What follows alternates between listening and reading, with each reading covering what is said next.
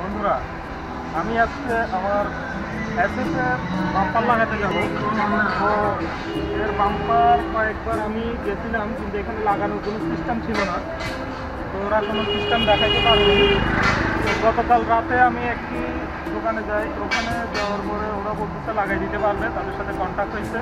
তো আজকে লাগাতে যাব, কারণ বাম্পার না লাগানোর কারণে আমার এখানে স্ক্র্যাচ পড়ে যাচ্ছে, যেগুলো হয়তো দেখানো যাচ্ছে না ক্যামেরাতে।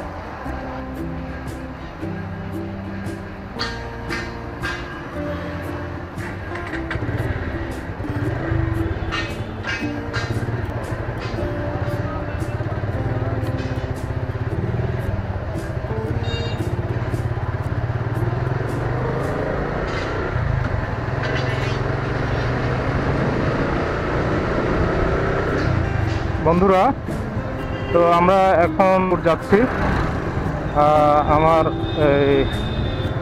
জিক্সার এসএফ এই গাড়িটিতে বাম্পার লাগাবো। তো আমি গতকাল রাতে মুরাদ সাথে কথা বলছি, তারা আমাকে বাম্পারটা দেখাইছে, আমার পছন্দ হয়েছে, কিন্তু ওরা লাগাই দিবে বলছে। কিন্তু আমি এর আগে কয়েকবার করে বাম্পার লাগাইতে গেছি, কিন্তু কেউ লাগাই দিতে পারে নাই। তো আশা করি আজকে লাগাইতে পারবে। আমি যেটা দেখছি এটা লাগানো কথা, ফিটিং হওয়ার কথা।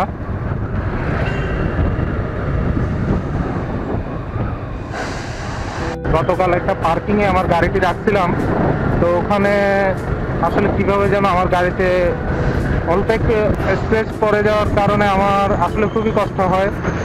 কথায় আছে না যে ভালোবাসায় একটু কমতি থাকা ভালো না। তো আমার আসলে বাইকের প্রতি খুবই বেশি ভালোবাসা। তো আমার বাইকে যদি কোনো ওরকম দাগ পড়ে বা ক্ষতি হয়, তাহলে অবশ্যই আমার সেটা খারাপ লাগার কথা, খারাপ লাগতেছেও। তো এই আর কি বন্ধুরা, দেখি বাম্পারটা লাগাইনি, হয়তো তারপরে কোনো স্ক্র্যাচ নাও করতে পারে। তাহলে চলুন বন্ধুরা, ওখানে গিয়েই কথা হবে। আমরা রাস্তায় কথা কম বলাই ভালো।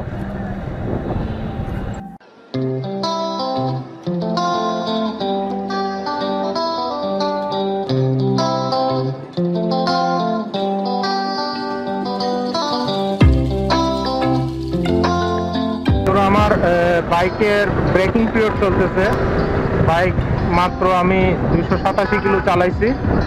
তো আশা করি 300 কিলোর মধ্যে আমি বাইকের মোবিলটা চেঞ্জ করে নেব, ইঞ্জিন অয়েল চেঞ্জ করে নেব।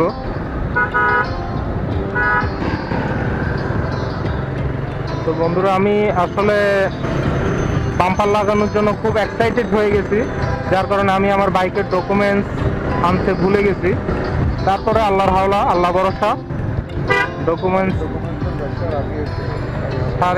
ছাড়াই চলে যাচ্ছি। কিছু হইলে পরে দেখা যাবে।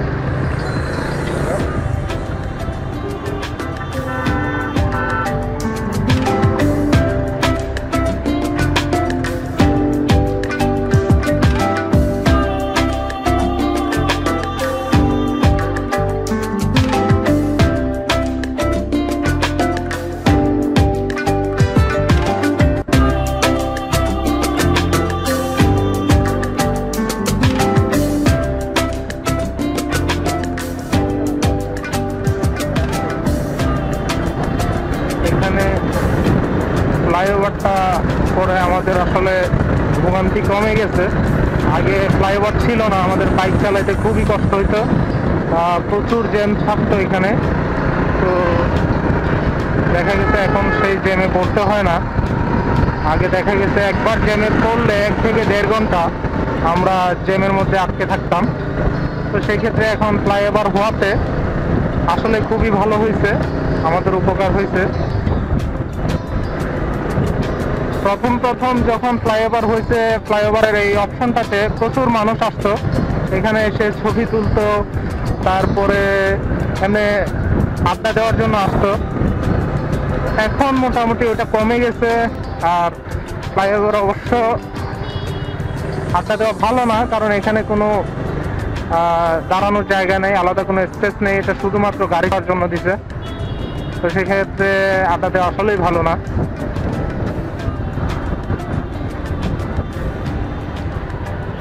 আর বন্ধুরা, আমি বলছিলাম যে আমার বাইকটি ব্রেকিং পিরিয়ডে আছে।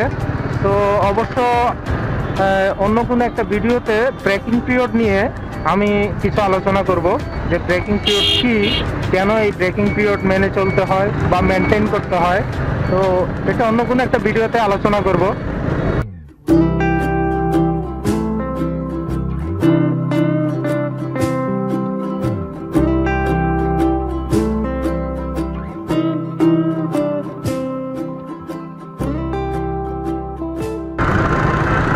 বাইক চালানোর সময় আপনাদেরকে খুবই সতর্কভাবে চালাতে হবে, এটা মনে রাখবেন। বাইকের ওভার স্পিড কখনোই তুলবেন না, কারণ ওভার স্পিড তোলা মানে হচ্ছে নিজের বিপদটাকে নিজের হাতে তুলে নেওয়া। এই হচ্ছে আপনার রাস্তা বুঝে বাইক চালাইতে হবে। যে আপনার যেখানে দেখা গেছে ওভার স্পিড নয়, মানে দ্রুত 60-70 কিলোতে চালাইতে বলছে, কিন্তু আপনি যদি 40-এ চালান তাও হবে না। আবার যেখানে 40 সর্বোচ্চ গতি, সেখানে 60-70 চালাইলেও হবে না, কারণ সেখানে অবশ্যই 40 চালানোর সিস্টেম দেওয়ার কারণও হচ্ছে ওখানে 40-এর উপরে দিলে বিপদ হতে পারে, এজন্য 40-এর উপরে চালানো নিষেধ করে। বা হ্যাঁ, কিছু কিছু জায়গায় আপনি দেখবেন ওইরকম ব্যানার লাগানো থাকে বা সাইনবোর্ড লাগানো থাকে যে এখানে 40-এর উপরে চালানো যাবে না। এগুলো দেখে গাড়ি চালাবেন এবং রাস্তা বুঝে গাড়ি চালাবেন। ওভারটেকিংটা খুব একটা রিস্ক নিয়ে করবেন না।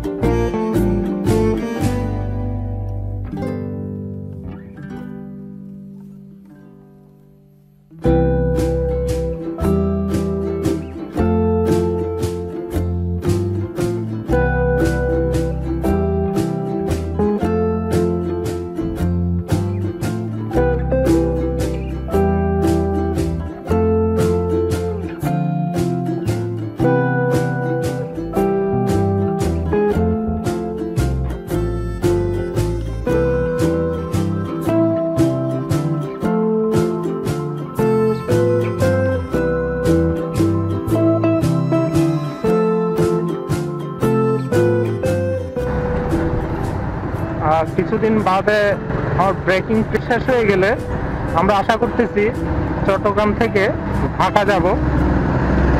অবশ্য সেই ভিডিওটি আপনাদেরকে দেখাবো যে চট্টগ্রাম থেকে ঢাকা যাওয়ার মধ্যে রাস্তায় যা যা ঘটবে, আল্লাহ না করুক খারাপ কিছু না, ভালো কিছু ঘটবে, তাই আপনাদেরকে তুলে ধরবো।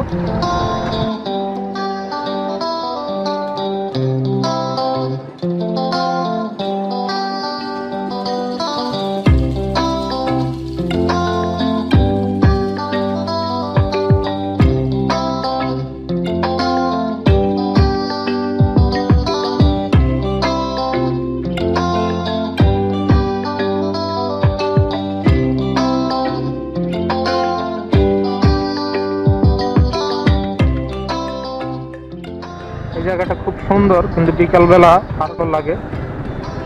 এটাকে বলা হয় সিআরবি। তো এখানে বিকালে প্রচুর বাইকার আসে, আড্ডা ফাড্ডা মারে। এখন নাই, এখন দুপুরবেলা।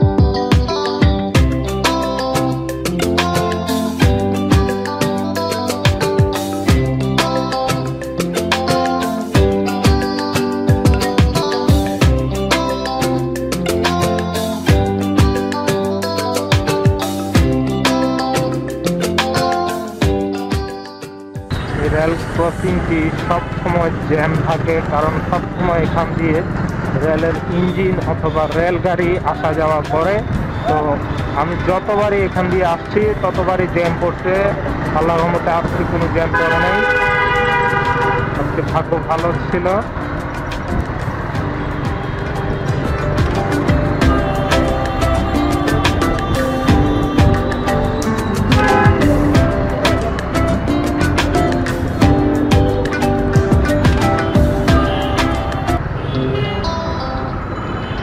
আমরা প্রায় চলেই আসছি।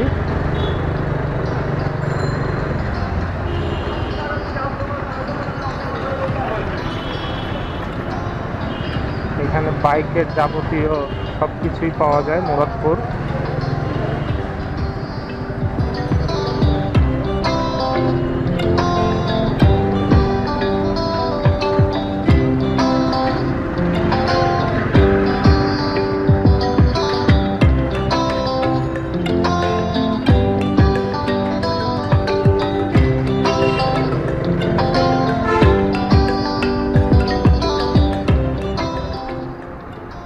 আমরা অবশেষে চলে আসছি কাঙ্ক্ষিত দোকানটিতে। এখানেই বলছিল ভাইয়েরা এই বাম্পার লাগাই দিবে।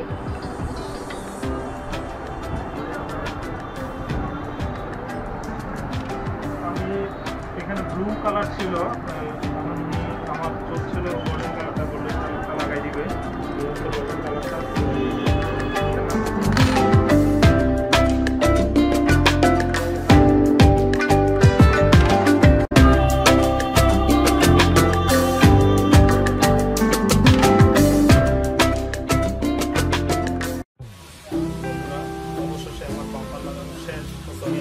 আমার গাড়ির বাম্পার লাগানো শেষ। আসুন এবার দেখা যাক যে বাম্পার লাগানোর পরে গাড়িটি কেমন দেখাচ্ছে। Let's go.